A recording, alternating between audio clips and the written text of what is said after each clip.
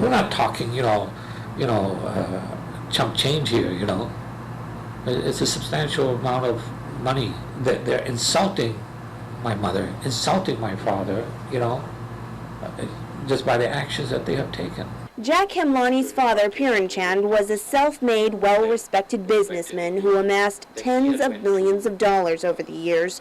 Before his father died in March 2004, he created the Roddy Piran Trust and the Roddy Foundation, spelling out how he wished for his estimated $55 million fortune to be distributed. Upon his death, everything was supposed to go into the trust and transfer over to the foundation. So everything was for charity. 25% of the funds were to go to India, specifically to fulfill Piran's wishes to build a children's school in the area where he grew up as a child. The remainder of the money was to go to charitable organizations, both on Guam and in the CNMI, as a way of giving back to the communities that made him so wealthy. They are the type that feels that, everybody should earn their own living, earn their own money, which is what I'm doing, which is everybody's doing.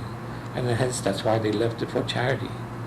I can't predict why they did anything. It's not my say. But Jack contends since the days before his father's passing, certain individuals have made changes to gain control of the trust to their benefit, not for the foundation or any charitable organizations. The day before he passed away, there were certain amendments that were made to the trust, which actually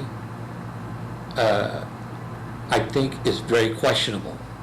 And one of the documents, my mother had testified in probate that it's not my dad's signature.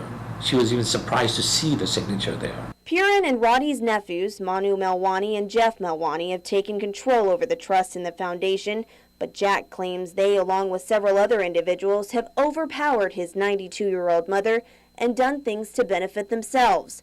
The concerns have escalated and resulted in litigation filed by Jack's brother Vashi, who fears being outnumbered and removed from the trust as well. According to documents filed in court, in one instance, Manu Melwani is alleged to have sold his uncle's Upper Tumon property, believed to be worth $30 million, to a friend for $5 million. In return, Roddy Hemlani only received a home at the Telaverde Estates and 4 Agana Bay condos.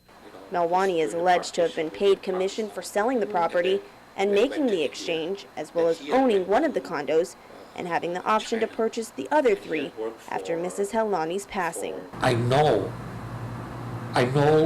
some of the things that they have changed. I think if my father was here, he'd be very upset at some of the things that was declared there. The Melwanis have become Roddy's caretakers as Jack lives in Bangkok with his own family where he owns his own business. He maintains it's not about the money, but about ensuring his father's wishes are carried out, that his mother is not taken advantage of, and his parents' trust is not raided, as he contends it has been. Even though nothing is left for me, but I feel a certain obligation. And as I said earlier, it's not only the fact that she's my mother. I have to answer to my father when I die.